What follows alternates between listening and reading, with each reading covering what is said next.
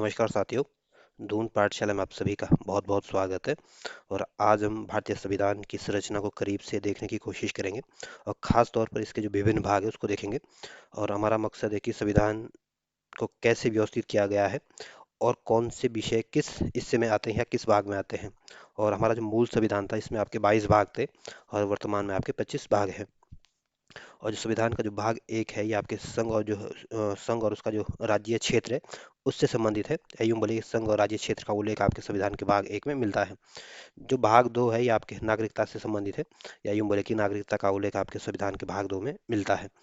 जो भाग तीन है ये आपके मौलिक अधिकार जो है ये मौलिक अधिकार से संबंधित है। और ये मौलिक अधिकार आपके यूएसए के संविधान से लिए गए थे। और यूं बोले कि मौलिक अधिकारों का उल्लेख आपके संविधान के भाग तीन में किया गया है। जो राज्य के जो नीति निर्देशक तत्व है या फिर संविधान का जो भाग चार है उसमें इसकी जानकारी मिलती है। या यूं बोले कि राज्य नीति निर्देशक तत्वों का संबंध आपके भाग चार से है। और राज्य के नीति निर्देशक तत्व जो है आपके आयरलैंड के संविधान से लिए गए हैं। और मौलिक अधिकार और राज्य के नीति निर्देशक तत्वों में जो मोटा मोटा अंतर ये है कि जो मौलिक अधिकार होते हैं ये आपके नागरिकों के लिए होते हैं। और जो राज्य के नीति निर्देशक तत्व होते हैं ये आपके सरकार के लिए एक तरह से निर्देश होते हैं। क्योंकि आपको पता है कि जो मौलिक अधिकार होता है इसको लागू करने के लिए आप सुप्रीम कोर्ट का दरवाजा खटखटा सकते हैं या किसी हाई कोर्ट का दरवाजा भी खटखटा सकते हैं। लेकिन राज्य के नीति निर्देशक तत्वों को लागू करने के लिए आप किसी सुप्रीम कोर्ट या किसी हाई कोर्ट में नहीं जा सकते हैं। यानी यूं यूं बोले कि इसके लिए आप कोर्ट नहीं जा सकते हैं। क्योंकि आपके सरकार के लिए एक तरह से आपके दिशा निर्देश के काम करते हैं। या यूं बोलेंगे कि सरकार की नीति को बनाने के में ये सहयोगी रहते हैं। और जो भाग चार क है ये आपके इसमें आपके मौलिक कर्तव्यों के बारे में उल्लेख किया गया है। और मौलिक कर्तव्य जो है आपके नागरिकों से इसमें अपेक्षाएं की जाती है। और मौलिक कर्तव्य आपके रशिया के संविधान से लिए गए थे। जो भाग पाँच है ये आपके संघ से संबंधित है। इसमें आपके चाहे उपराष्ट्रपति होगा, राष्ट्रपति हो गया, प्रधानमंत्री हो गया, इन सब के बारे में जो अगर जानकारी आपको जो मिलेगी भाग पाँच से मिलेगी। जो भाग छः है ये आपके राज्य से संबंधित है। इसमें आपके मुख्यमंत्री, राज्यपाल, इन सब के बारे में विधानसभा विधान परिषद की जानकारी आपके भाग सिक्स से मिलेगी। जो भाग सात है इसको आप समाप्त कर दिया गया है। और इसको आपके 1956 में सातवें संविधान संशोधन के माध्यम से इसको समाप्त कर दिया गया था। क्योंकि 1956 में आपके राज्य पुनर्गठन अधिनियम आया था। और इस राज्य पुनर्गठन अधिनियम से पहले जो हमारे जो राज्य थे इसको आपको पता है कि संविधान इसकी जो चार अनुसूचियां बनाई गई थी जिसमें आपके ख ख अलग अलग राज्यों में बांटा गया था। तो इस पहली अनुसूची में राज्य थे आपके जो राज्य थे इसमें आपके ये ख राज्य के अंतर्गत आते थे। और इसके बाद ये जब राज्य पुनर्गठन आया था तो इसकी जरूरत नहीं थी इसलिए इसको समाप्त कर दिया गया था। जो संविधान का जो भाग आठ है ये आपके संघ राज्य क्षेत्र से संबंधित है। और जो संविधान का जो भाग नौ है ये आपके पंचायतों से संबंधित है। या यूं बोले कि पंचायतों का उल्लेख आपके संविधान के भाग नौ में मिलता है। और पंचायतें जो है ये आपके इसको 73वें संविधान संशोधन के माध्यम से 1992 में इसको स्थापित किया गया था। और जो पंचायतें हैं ये आपको इसको त्रिस्तरीय संरचना की बात की गई है इसमें। और ये भी प्रावधान किया गया है कि अगर किसी राज्य की जनसंख्या अगर 20 लाख से कम है तो इसमें आपके जो मध्य स्तर का जो निकाय होता है इसको स्थापित करने की जरूरत नहीं है। और जो भाग नौ क है ये आपके नगर पालिका से संबंधित है। और इसको आपके 74वें संविधान संशोधन के माध्यम से इसको जोड़ा गया था। और संविधान का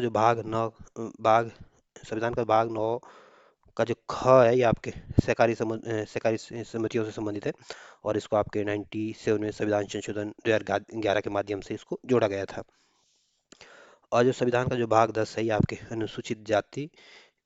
अनुसूचित और अनुसूचित जनजाति क्षेत्र से संबंधित है।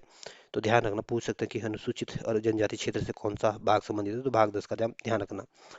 जो भाग 11 है ये आपके संघ और राज्य के बीच जो संबंध है जिसकी जानकारी आपके संविधान के भाग 11 से मिलती है। या यूं बोलो कि संविधान का जो भाग 11 है ये आपके संघ और राज्य के बीच के संबंध के बारे में जानकारी देता है। क्योंकि इसमें जो आपकी विधायी और प्रशासनिक संबंध को परिभाषित किया गया है। और संघीय ढांचे के लिए आपके ये बहुत जरूरी है। जो भाग 12 है इसमें आपके वित्त, संपत्ति, संविदाएं एवं वाद से संबंधित है। और भाग 13 में आपके जो भारत के जो राज्य क्षेत्र के भीतर व्यापार, वाणिज्य या समागम की जानकारी प्राप्त होती है। भाग 14 जो है ये आपके संघ और राज्य के अधीन जो सेवाएं हैं उसके बारे में आपको जानकारी मिलती है। या यूं बोले कि भाग 14 का संबंध आपके संघ और राज्य के अधीन सेवाओं से संबंधित है। जो भाग 14 क है ये आपके ट्रिब्यूनल से संबंधित है। या यूं बोले कि अधिकरण से संबंधित है। और ये आपके कुछ खास तरह के जो मामलों को तेजी से निपटाने के लिए इसका गठन किया गया था या इसको बनाया गया था। जो भाग 15 है ये आपके निर्वाचन क्षेत्र से संबंधित है। या यूं बोल के निर्वाचन का उल्लेख इसमें मिलता है तो भाग 15 में मिलता है। भाग 16 का उल्लेख आपके कुछ वर्गों के संबंध में विशेष उपबंध किए गए हैं। और भाग 17 का जो संबंध है ये आपके राजभाषा से, या यूं बोले कि राजभाषा का जानकारी कौन से भाग में मिलती है, तो भाग 17 से मिलती है। जो आपातकाल का जो उपबंध है ये आपके भाग 18 में इसकी जानकारी मिलती है, या यूं बोले कि आपातकाल उपबंध जो है इसकी उल्लेख किस भाग में है, तो भाग 18 में है। जो भाग 19 है ये आपके प्रकरण से संबंधित है।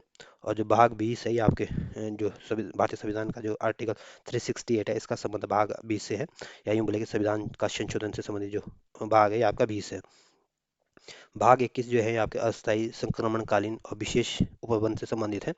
और भाग 22 जो है आपके इसमें संचित नाम, प्रारंभ में हिंदी में प्राधिकृत पाठ और निरसन से संबंधित है।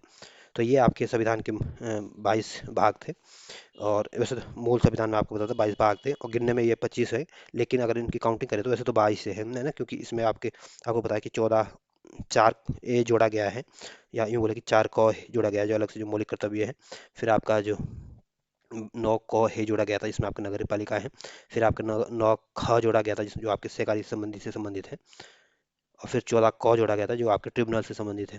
तो इस तरह से इनको अगर ऐसे तो ये 25 गिनती में तो ये 25 आएंगे, लेकिन है ये 22 ही हैं। और इससे संबंधित जो आगे एमसीक्यू होंगे उसको हम देखने की कोशिश